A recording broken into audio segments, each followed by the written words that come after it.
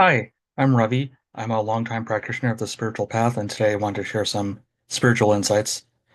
So for today, the topic that I want to share about is the feeling of being lost in life and some lessons that I've learned from navigating that feeling of being lost. And this has been on my mind lately since I resolved that or realized that this year might be the year that I finally feel like I'm not lost in life anymore.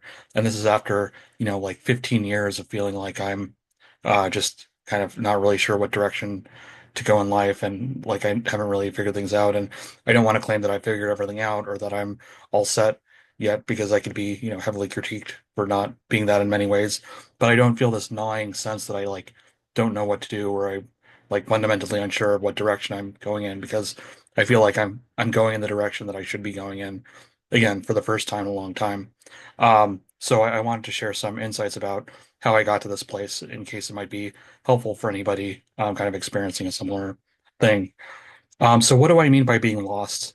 So it's this if you're not familiar with this idea, maybe it that's great. Then you maybe don't need to watch this video. But for some people watching this video can recognize this feeling of being like not really being sure what direction to go in life or feeling like everybody's figured it out and you're the only one who's kind of meandering or not on the track that you're supposed to be, not on a solid career track, not knowing who your friends are supposed to be or how you should be spending your time. So I've been there again for a long time, and I've had these kind of classic experiences of being, unsure about your path, like moving across the country to study poetry or consulting psychics and coaches and therapists for answers and working an entry level job when I'm still in my or still doing that into my 30s. And, it can be scary when you're no longer in your 20s and kind of still feeling this way. So being lost is kind of not having a map or not knowing how to interpret your map or knowing the potential destinations or which direction to go in. So that's the experience I'm talking about. So I want to briefly introduce how I got to this space of feeling like I was lost and introduce it in the context of the spiritual path. And then I'll share some tips for navigating the feeling of lostness or lessons I've learned from navigating that period. My period of being lost actually grew out of a period where I felt like I had very much found my path in life, and that's partly what made it so painful. When I was in high school and college, I was really sure that I would be a jazz musician, and that was my primary goal. And I spent a whole lot of time practicing and getting gigs and networking and working towards this goal that I thought it would be my only goal in life and the only thing I really wanted to do. But then my life took a really big turn in my junior year of college when I had a spiritual awakening combined with some difficult personal circumstances. And my focus shifted towards the spiritual path, which I had never predicted based on my previous life before that. Um, and for some reason, my internal passion for jazz had fizzled after that. And there wasn't really any reason that I could determine why that was because, I believed then and I believe now that the spiritual path can be pursued through any profession. You can be spiritual as a jazz musician, like so many jazz musicians like John Coltrane and Kurt Rosenwinkel are really spiritual in their jazz music. So there's no real conflict, but for some reason that internal drive I had towards becoming a jazz musician just wasn't there anymore. And practicing like I used to do felt empty, going to gigs felt empty. I didn't feel like I was in the game anymore. And without that narrative that I eventually wanted to be um, a musician, and that was my main goal in life, I didn't feel like I had another goal to replace it. And so I kind of and that was when I was about 20 years old, in the middle of college. And so that's when I kind of date my beginning of my lost period. And now I'm 36 and just again feeling like I finally stepped out of this lost period between in those years, feeling like I finally have a solid sense of direction again. So again, that's why I wanted to share. Um, so again, at this point, I have kind of at that earlier point, I didn't have a career that I wanted to do, or wasn't sure what my interests besides jazz were, wasn't sure, what kind of people I should be hanging out with or how I should be spending my time. And now at this point, I have a career that I'm interested in pursuing in marketing and getting marketing clients. I have a lot of different creative writing projects that I am working on and want to pursue, like poetry and political philosophy and maybe other kinds of writing as well. Um, but along the way, it was a really painful process to get here. So I wanted to share a couple things related to that. So the first lesson I learned during this lost period is that just having an outer structure doesn't equate to having an inner structure that makes your life feel like you're on the right track. So the thing that I tried to do right after leaving jazz was throw myself into mathematics because I had been good at that in high school, and it seemed like a way that I could maybe it could be friendly for career track reasons, and it was something that I could pick up without having to disrupt my life too much. And I thought I could just switch directions and kind of throw myself with the same discipline and force that I had been pursuing jazz. And maybe I could just pursue this new direction and be really good at it and have all these doors unlocked that I want to unlock. But I found it didn't really work the same way. First of all, I found that the discipline aspect didn't work the same because when I was doing jazz, even though I was really disciplined in the sense that I spent a lot of time doing it and I was really structured in doing it, it didn't really feel like a grind because I actually enjoyed what I was doing. I enjoyed what I was learning. I enjoyed the process of practicing. But with math, I was interested and I was curious, but I didn't love it in the same way. So I found I didn't really end up like grinding on it for like 4 hours or 6 hours. And as far as I could tell, the people that really loved math could do that, could spend, hours and hours thinking about it, and were kind of obsessed with it in the same way. So I did enough to, get good grades um, and move along a little way in the track of graduate school and things like that. But I realized that I didn't have the inner connection to that path that I had with jazz, and that eventually I realized it would just never bear fruit in the same way that it would for other people who loved math more. So I learned this at a later point in my 20s also, when I was doing a job in technical support. And so before I got this job at a company, let's call it Data Viz, um, before that I had a couple of jobs that didn't work out because I kept feeling like I didn't enjoy what I was doing, and I ended up leaving. But at this one company, Data Viz, even though I was doing technical support, and I felt like I could stick with it for a couple of years, and uh, that was the first time I stuck with anything for that long. Um, but and it felt like a good outer structure. But even though I stuck with it, I didn't feel that inner alignment. Um, and it still wasn't the inner direction that I was looking for. So it looked to everybody else like I was doing well and that I had a solid outer structure, but on the inside, it didn't feel like I was aligned to the work that I was doing. Um, so the lesson from that I've learned is that, just choosing some outer structure doesn't mean that that's the outer structure that's going to work for you. You still have to do the work of finding the outer structure that corresponds to your inner passions and your inner emotions and your inner experience. Because if you try to stick with something that's just structured without connecting to your inner self, it's not going to work out long term because you're going to have that dissonance continue to build. So that doesn't mean you have to love every single moment of your day, but there has to be some basic resonance between the outer structure of the path you're on and um, your inner experience for it to work out in the long term, from what I believe. So that's the first lesson. The second lesson at the same time, though, is that it's good to keep moving. Um, so that it might seem to conflict with my thing about, not picking an outer structure, but it's good to try different things and see if you like them and see if that outer structure fits your inner structure before assuming that it doesn't, because you don't really know until you try something. So that doesn't mean making, really long-term commitments, but it might mean just trying something out for a couple of weeks or a couple of months to see if it finds that match, because you never know if you'll have that resonance between the outer structure and the inner structure until you try it out and see if it's there. Um, so in my mid 20s, I was doing a lot of different activities. I tried tutoring math. I was reading a lot of different blogs on a lot of different topics and found some blogs that I really, really loved. I was connecting back to jazz again, just as a fan this time, and really broadening my tastes because I had had really specific and idiosyncratic tastes when I was pursuing jazz, but now I was kind of taking a whole spectrum kind of critics approach to listening to jazz, where I was listening to styles that I didn't like before and things like that. I tried writing comedy and writing a sitcom with a friend, which I had never thought I would do.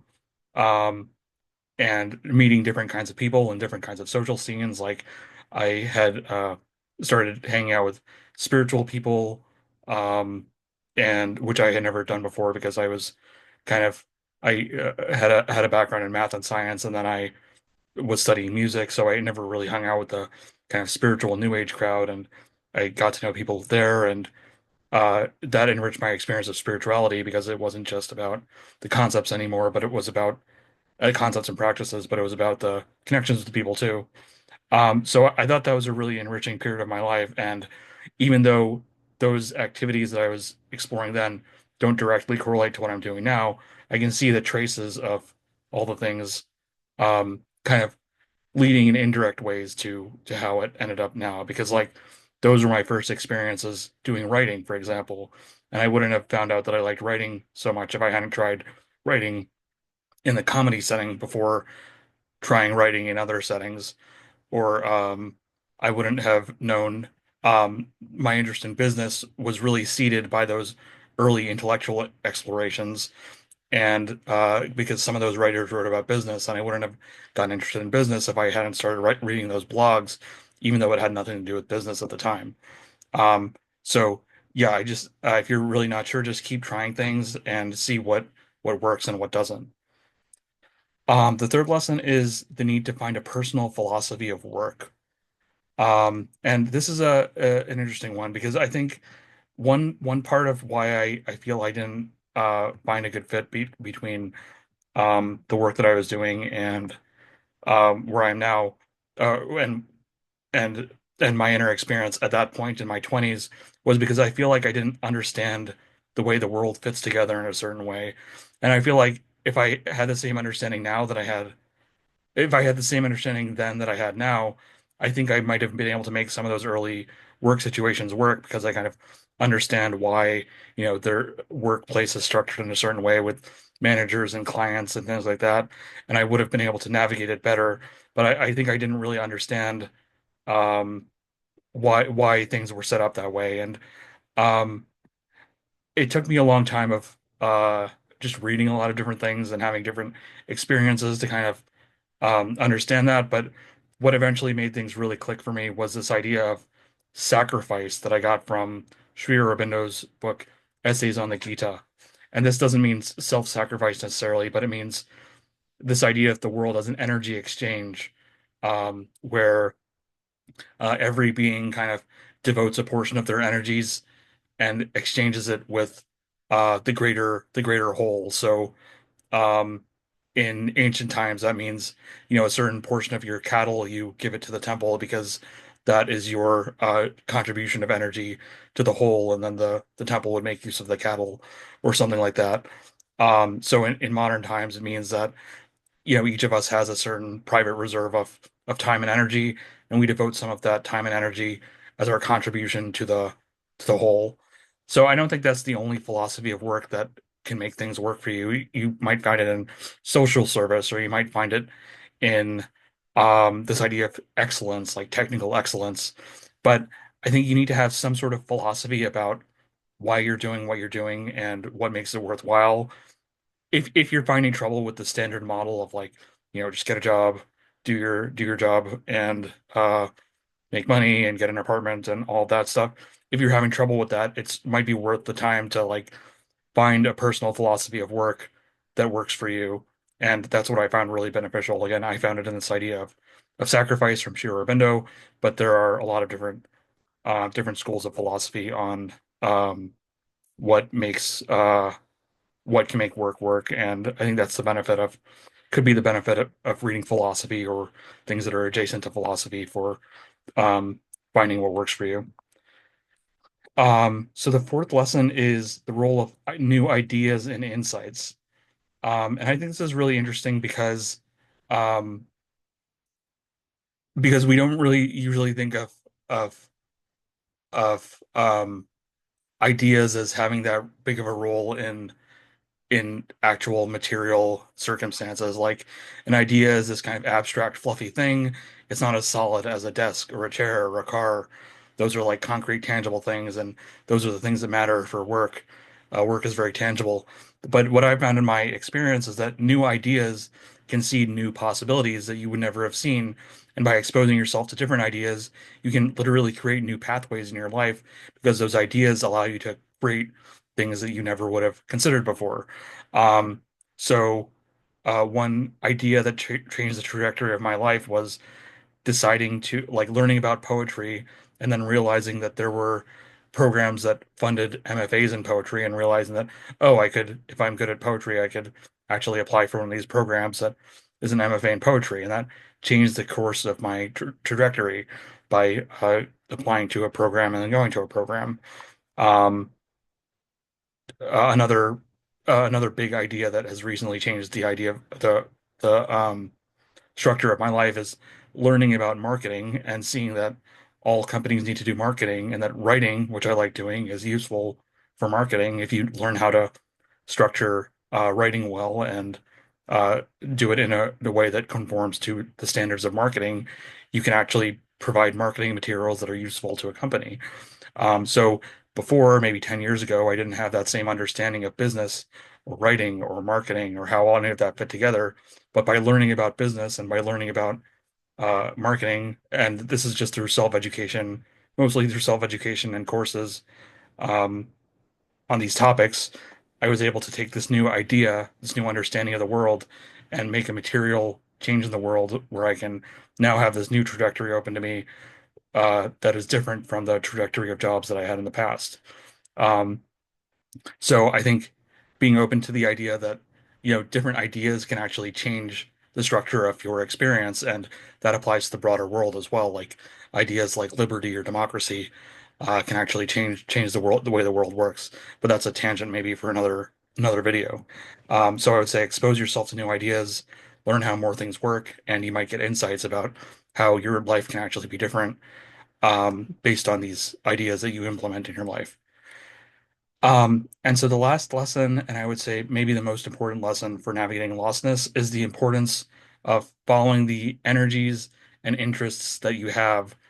Just if you're feeling really lost, just kind of max out that thing of following every single spark of energy or interest. Just try to chase it down and see if there's anything there at the end of it. Um, so uh, these last maybe 3 years at my working at a previous technical support job. Again, maybe 2 or 3 years ago, I was still in this feeling of lostness. But I loved watching Alex Hormozy, this big business influencer. And I didn't really know why I loved watching Alex Hormozy. I didn't really see myself starting a business, but I just like loved watching his videos. But you just keep watching it and keep watching it, and eventually I draw the connection. Oh, I could actually do marketing, and I could actually sell marketing services in a similar way that relates to what he's talking about in his videos, and those that kind of connected. And I never would have thought that I would be interested in that, but it turns out that I am. Uh, Going back even further, this initial seed of interest in business at all, that comes from reading the blog Ribbon Farm, which I really loved reading in my 20s. Started reading in, I think, 2013, and it was just one of my favorite things. I'd look forward to it every week, every new article. And every week would come out something insightful. And, I didn't really know why I was reading it, or I didn't have any clue that it could lead to a career possibility or anything like that. I just loved reading it. But over time, it gave me exposure to these business ideas like product market fit and startups um, and organizational dynamics that I never would have thought that I was interested in. But I just kept following the sparks of interest. Same with poetry. I think there are a couple of different ways that I got into poetry, but one that sticks out in my mind is just like browsing Barnes Noble and seeing the American Poetry Review on the shelf, thinking, wow, that's a really cool looking cover. Um, I wonder what's inside that. And then reading that and finding it really intriguing and mysterious. And um, now it's to this day one of my favorite poetry journals. And Uh, and now I, write a lot of poetry and have started submitting poetry to journals. So maybe I can be in one of those journals myself one day. So I didn't plan that out when I was doing it. But if you follow these enough of these sparks of interest over time, they'll lead to something. And so your being is kind of constituted to be like in sync with the universe in a certain way. Like if you keep believing keep following these sparks of interest, they'll lead to something in the outer world. You just have to kind of trust that eventually they'll connect up. And I used to think this was a really like fuzzy thing that like interest is fine, but eventually you need to make these kind of compromises with the world or these very hard-nosed logical decisions that don't have to do with your interests. But actually, I've come across some really like analytical and hard-nosed people talking about, you basically just need to follow your interest um, to be successful in the world. And these are people like Gary V, who runs a big marketing agency, and he talks about, it's really about following your passion. It doesn't matter if you're in business or art.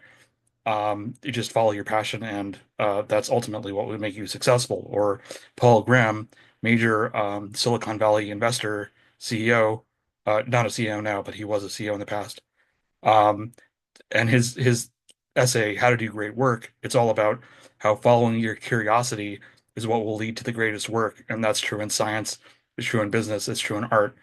Um, so I think, yeah, again, Paul Graham's not a follow the universe kind of guy. He's very, very hard-nosed and analytical and business-minded, but he still comes to the same conclusion that following your curiosity is really the most important thing. So that's yeah, the lesson that I've taken, that if you just keep following your curiosity, and I think that doesn't necessarily mean that you will always be able to do what you're most passionate about for a living, but you could set up situations where you find a job that you like enough that can fund your passion activities on the side. But I also think there's something to the idea that with the creator economy, that is enabling more people than ever to actually do what they're most fully passionate about full time, by being a creator on the internet. So again, that's not the path for everybody. It's not a guaranteed path. I think most people will have to make some sort of compromises.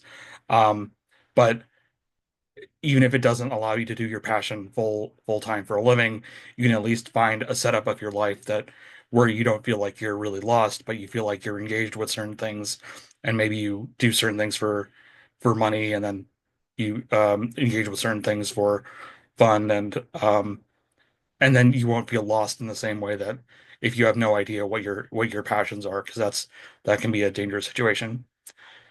Yeah, so those are my 5 lessons from being lost, and hopefully that will enable you to navigate this period if you're feeling that way better than you would have otherwise. So thanks so much for listening. If you enjoyed this, please like and subscribe. And yeah, have a great rest of your day.